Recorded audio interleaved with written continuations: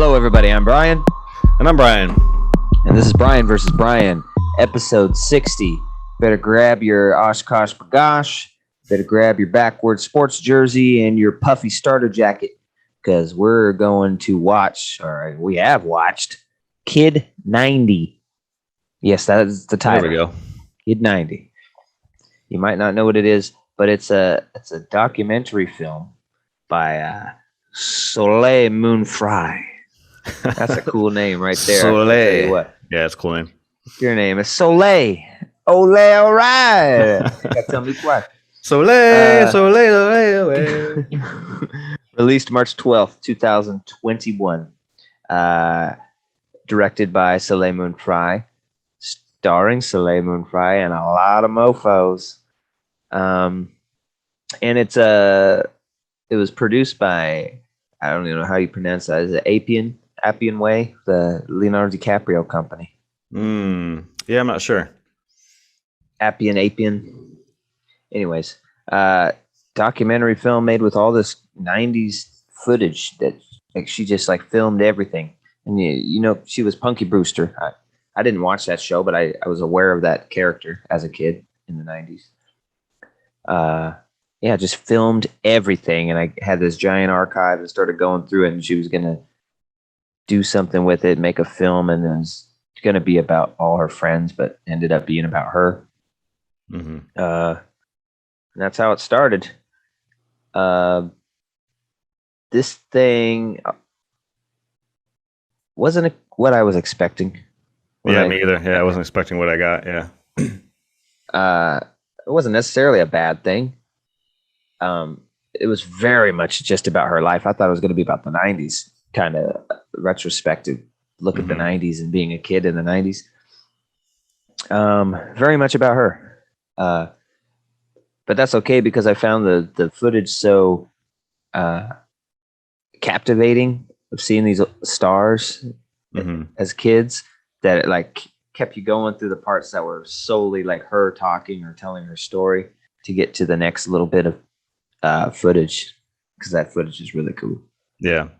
I remember when it ended, we kind of looked at Sarah and we were kind of discussing it, and we kind of both felt like, you know, at the end of the day, if you were around her in her life and she's one of the people that she talks about, this was probably really cool. I mean, even in the credit scene, she's like, oh, and a lot of people are like, oh, you have this photo, or oh my gosh, look at me and this. She has all this stuff that's very nostalgic for these people. So I think that for them, this movie probably works in a lot of ways because it's about their life and it's kind of cool to reflect. But for us, people who are kind of detached from all this, it was kind of that was kind of neat, I guess. It felt like it was a project for them and not necessarily for a general audience. You know what I mean? It felt a little weird. And we were talking, I don't know if it would work, but it would have been a cool experiment that, what if that whole film was just documentary footage? There was no talking heads. There was no explaining things. Because a lot of the footage kind of tells the story. It'll say, oh, I felt insecure about my body, you know, but in the footage, she's kind of very clear that she's insecure about her body. It's we kind of don't need the talking head about that. We kind of get it. So it'd be kind of fascinating to see if they did the whole documentary with just footage and just kind of laid out a story that way. Again, I don't know if that would have worked. It could have been boring, but I thought that would have been an interesting way of doing it. Yeah, and she was in the interview, a couple of them, like Brian Austin Green has a modern day interview. He's from 90210, and I loved him in that Terminator show, Sarah Connor Chronicles. Who else has modern day interviews? The guy who plays Zach from Saved by the Bell. Yeah, has some modern interviews. Steven Dorff, which man, I wish Steven Dorff was more stuff. He's seems like he's a really good actor. I wish he got more shit. And then you get to see, you know, Leonardo DiCaprio is in the footage. Just everybody, man, that's pretty crazy. Yeah, she's a child actor, and then she wasn't getting any roles, and she grew up, and it goes over it in detail.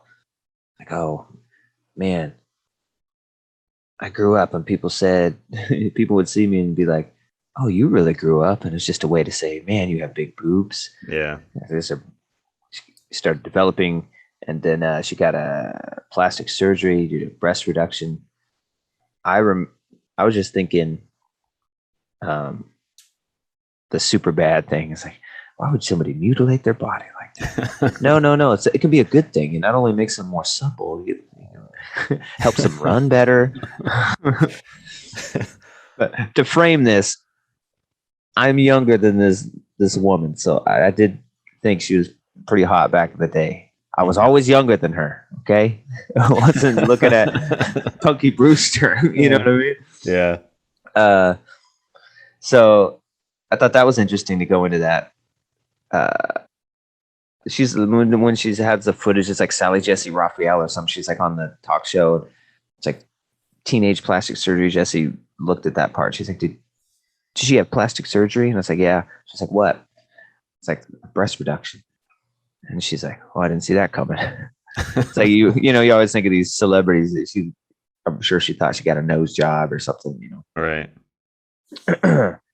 Then oh yeah, and she starts she alludes to a lot of stuff in this, but doesn't outright say it.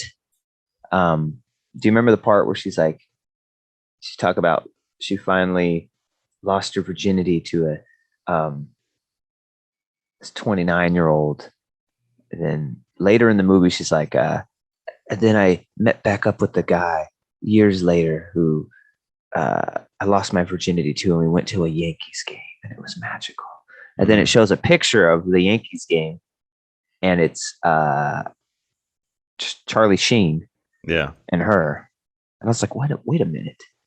And at that point, she had just moved to New York, and in the timeline, she said years later, I met back up with him, and she just moved to New York, and she was like 19. I was like, so you're telling me Charlie Sheen took your virginity at 29 and you were underage, is what you're saying, and now putting in this video. I was like, I believe you. This Charlie Sheen. Yeah, he shows up through audio before the game. Like, I think she's playing answering. Yeah, she's playing like answering machines, and he's just like, "Hey, it's Charlie Sheen here," and he's just like being kind of weird. It's like, what is this angle? And then as it kind of progresses, you start to figure out like, oh, they had like this weird on and off love relationship thing that's not really explored that much in the documentary. It's kind of more of alluded to. The Yankee game is probably the most they even go into detail, but yeah, there's just like she plays a couple of voicemails of him just being a fucking weird ass Charlie Sheen. I don't know. So that part took me back. And then there was another part that took me back when she's talking about she was a virgin for a long time, she says, and then she had a boyfriend, and things were getting hot and heavy, and she thought she was ready. And so, you know, they're in bed, but then she decided she wasn't ready and tried to push him off. And she said that he penetrated her once and then like left the room. I thought that was a weird thing, because as I'm going through the journey, I'm like, yeah, call him out, call his ass out. Because I'm calling out everybody in this. He's showing everybody. Charlie Sheen had sex with me. He was 29. I was 16. It's like, but she won't say who that was, and I was disappointed. I was like, oh man, call this mofo out. Yeah. If you're gonna tell the whole story, tell the whole story. Put it out here. Let us shame this person. I'm sure we know him. And then she just kind of moves on from that. Yeah. But I wish she would have called that one out. She didn't really call out Charlie either. I don't think she ever uses his name. It's just she says like I think she just says an older actor, but then she does because she shows the picture. So it's like you are calling him out. You show a picture of him at the. Anyways, no, I enjoyed it. I thought some of it was kind of slow when we're getting through the extremely personal stuff, but what a crazy weird life. Like, and then she dated that guy from House of Pain. Oh yeah. And I was like, who is this guy? And she said, and then she detailed. She's like, oh, and they were House of Pain, and their hit was getting huge, Jump Around. I was like, oh shit, that guy, Jump Around. I came to get down. I was like, that's a weird, wild ride. Yeah, it was confusing me because I'm I don't think it's the lead guy from House of Pain, because House of Pain, the lead guy went on to be Everlast, and he had that acoustic song in the early 2000s, What It's Like, I think it was just called. So this guy, I think, was like a side dude, because I don't think it's the Everlast guy. I'd have to look it up, but because I know that he's also been on Rogan before, and they've talked about House of Pain and Everlast, and it doesn't look like him, but I could be wrong. I think it was. Oh, it was? Okay. Well, I'm gonna look. Danny Boy O'Connor was his name. American rapper, member of hip hop group House of Pain. Was a mastermind of House of Pain. I mean, I'm not familiar with House of Pain. I don't know how many members they had. Yeah, so Everlast, the House of Pain guy, I guess the face of House of Pain, his name is Eric Francis Schrody. Yeah. Danny Boy met Eric Schrody and asked him to join his hip hop group. While in House of Pain, Danny Boy acted as the hype man, second MC. Okay, so Eric must have been the main MC then, and he's the hype man. So she dated the hype man. Yeah. The tall ass hype man. Yeah.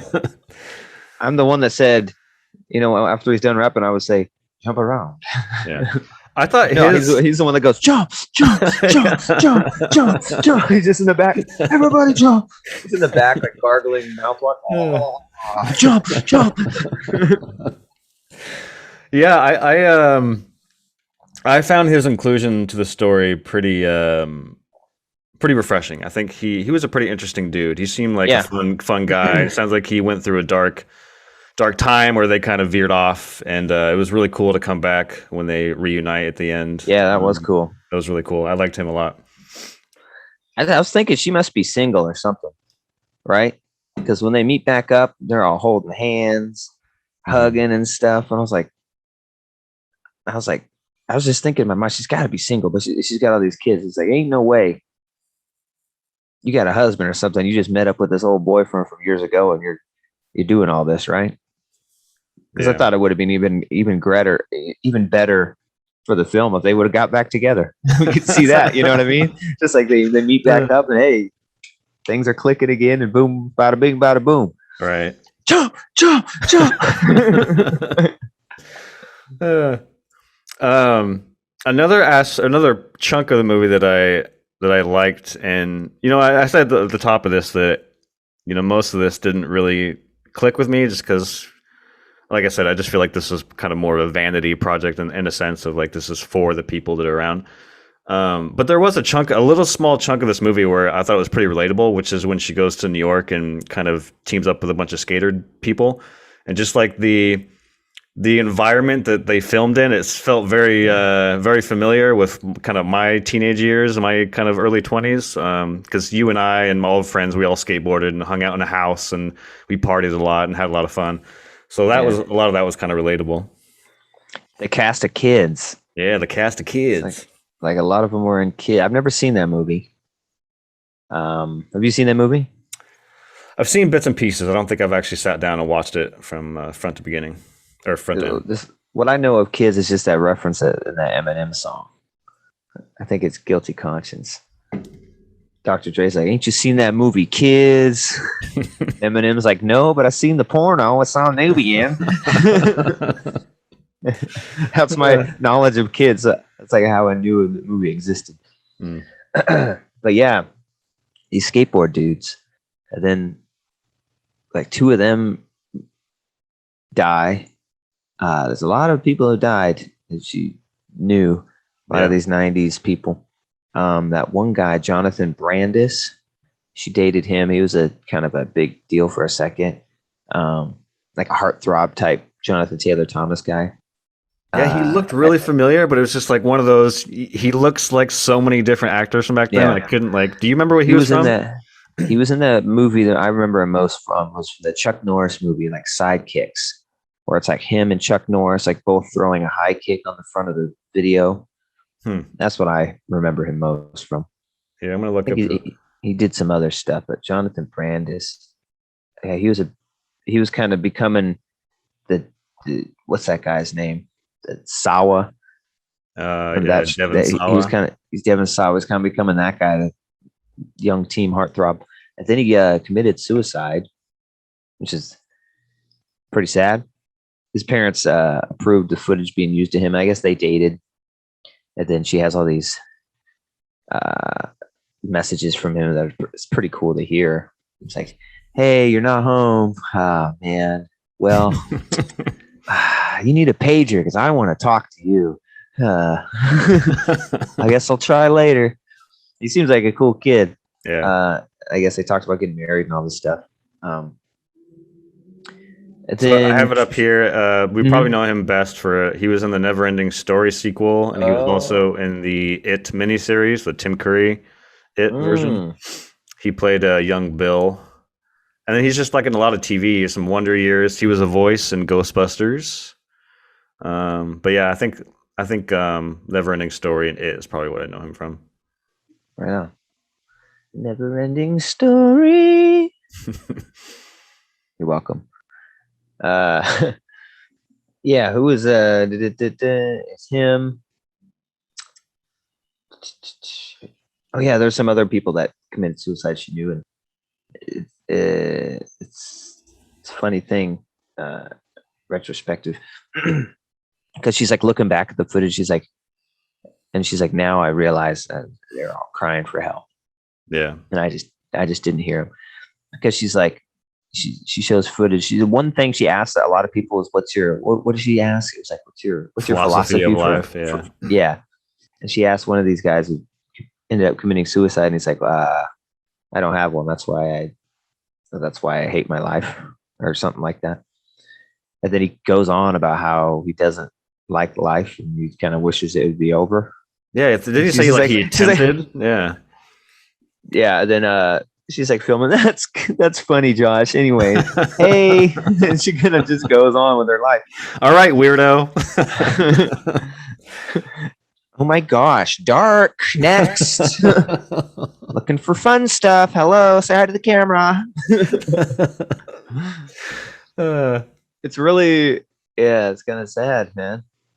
Like a lot of people would be like, you don't know what depression looks like, with when it happened with Chester Bennington. People show the footage, like the last footage of him. I remember his wife posted it. She's like, "This is what depression looks like," and he's smiling, looks like he's having a good time. A lot of people say that, but then there's this.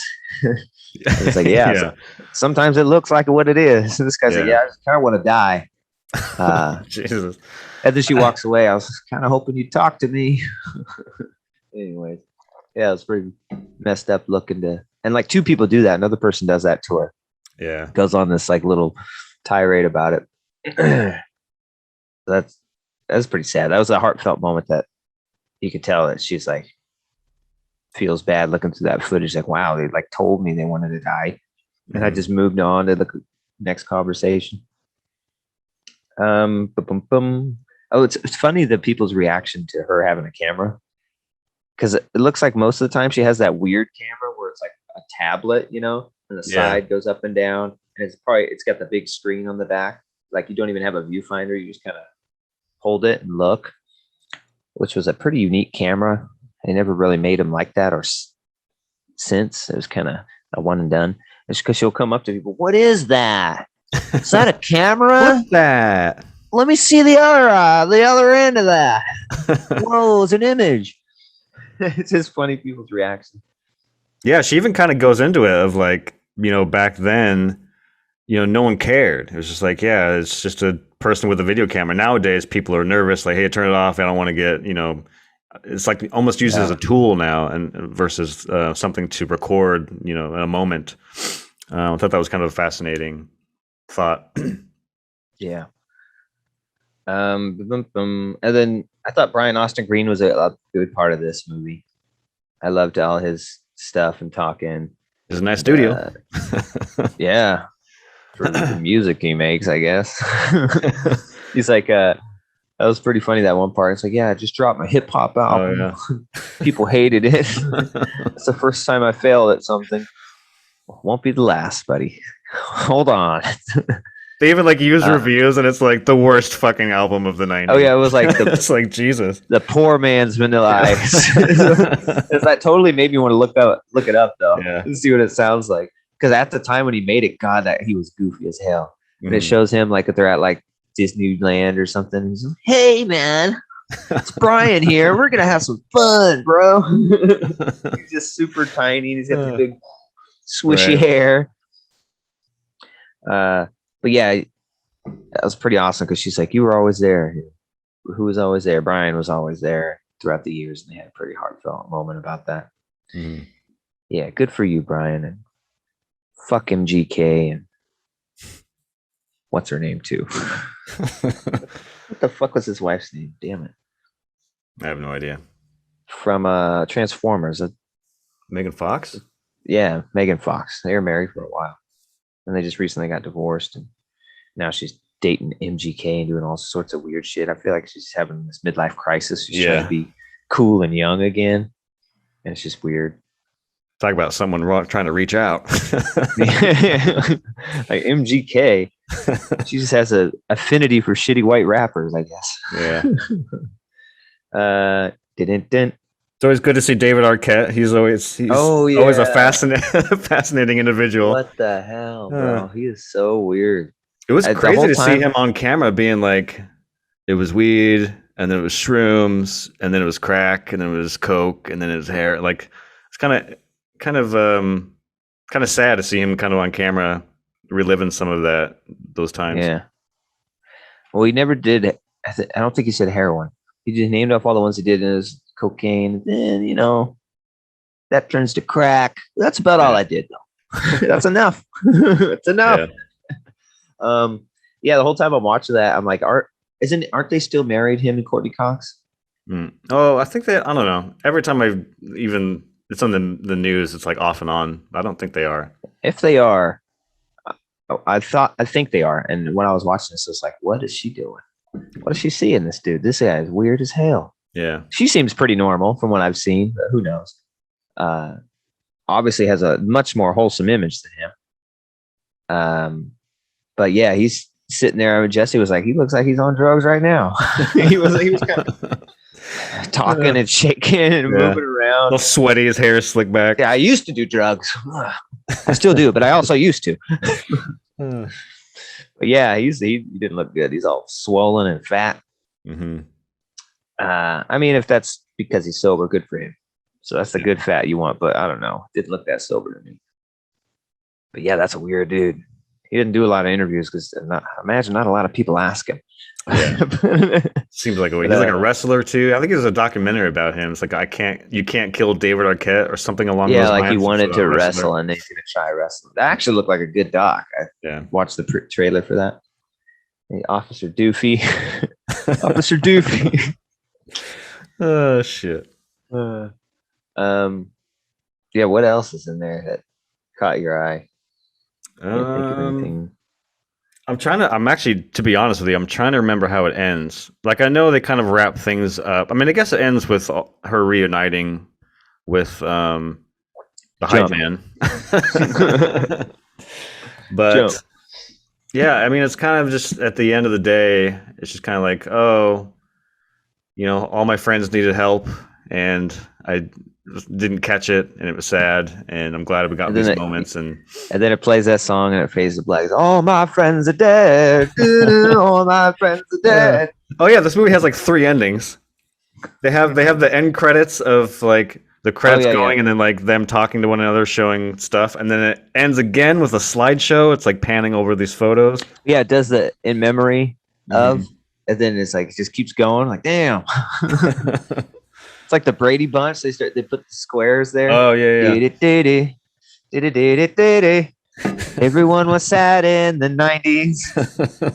It's the 90s, man. It was sad. It was always raining. Grunge was big. Every song was about just sad crap. Yeah. Yeah, a lot of people couldn't handle it. I'm glad I wasn't that old in the 90s. You know, I was real young, so I wasn't having a good time. Why is everybody so sad? Come on, y'all. Turtles is about to be on. Yeah. I was out there fucking watching Power Rangers and running around the yard. This is real fun. It's morphin' time. Yeah, it couldn't be sad in the 90s. They had the best Happy Meals of all time in the 90s. It's time to be happy. Back when a Happy Meal had a real toy in it. Yeah. That toy in a Happy Meal in the 90s will cost you $9.99 now. Intricate ass action figure with a fucking play set. Comes with a hat. The ice cream machine always worked. Come on. But no, yeah, this was good. I don't know. I'm like split on it because on one hand, you know, I don't know. It was fine. it was very different. Yeah, it wasn't what I thought. If it was what I thought, I think it would have been even better. Just an unbridled look at life of the 90s. You know, the title Kid 90s, and then the trailer is kind of what I thought. So a lot of the trailer was the footage, and then the title Kid 90. I thought 90s was a focal point of it, but it ended up being about her. Really. Yeah. I did like the end when it has all the people that are kind of talking behind the scenes. That was like some of my favorite parts. What's that guy's name? Steven Dorff? Steve Dorff, yeah. Yeah. He seems like an asshole. And it's funny because in that part, it's like, did you think I was an asshole? She's like, yeah, I thought you were an asshole. It's like, yeah, you seem like an asshole, man. The characters you play this interview right now. Seems like a badass. He seems just like an introverted badass, like the strong, quiet type. Like, I don't know why she would even want to attempt to talk to you now. Yeah. You know what I mean? It's like, do you want to do this interview? I'm surprised he said yes. Like, fuck no, I don't even act. I don't want to do your stupid documentary. Yeah, I don't give a fuck. Whatever. Come on over. That was a Blade. Blade. Yeah, he was shitting Blade. Another thing, like, I don't know. I didn't say this. I should have said this at the top. You said it, but I forgot to say it. But I have no attachment to Punky Brewster. I didn't even know who the fuck it was till I sat down and watched this. The name sounded familiar. Like when you said Punky Brewster, when we first started talking about this film, the name sounded familiar. But I didn't watch the show. I didn't even know what the fuck it was until I sat down. So for someone like me who doesn't have an attachment to her or that character, I don't know if it did quite a good job to get me moved, to watch this whole thing. I imagine if like you grew up on Punky Brewster and you loved her and that character and you followed her throughout the 90s, maybe this documentary would have hit a little harder, or been a little more intriguing. But to me personally, the most fascinating parts of this was to see the people that I know that I'm fans of in their younger years, like seeing David Arquette in his fucking teens, or DiCaprio off to the side, because he doesn't even speak. He's only in 2 shots that I counted. He's like riding a fucking carnival ride, and then maybe he does. Yeah, that's right. But yeah, it's weird DiCaprio. It's like Gilbert Grape DiCaprio. You can't Early even imagine him being a even before that. Before that, yeah. Mark Titanic Wahlberg shows up. Yeah, Mark Wahlberg for a little bit. Yeah, which is weird. I was just like, man, she just loves these weird white rappers, man. Mm-hmm. And then, just to be, my attachment to her, I've never seen the show. That's just like, I remember knowing being aware of her in pop culture, because I remember like we would call girls that had pigtails, we call them like Punky Brewster, because that was the look. Right. I'd never seen the show. I didn't know who she was. Like I had seen her like on TV and stuff. I kind of knew what Punky Brewster looked like, but that's about as far as my knowledge went on that.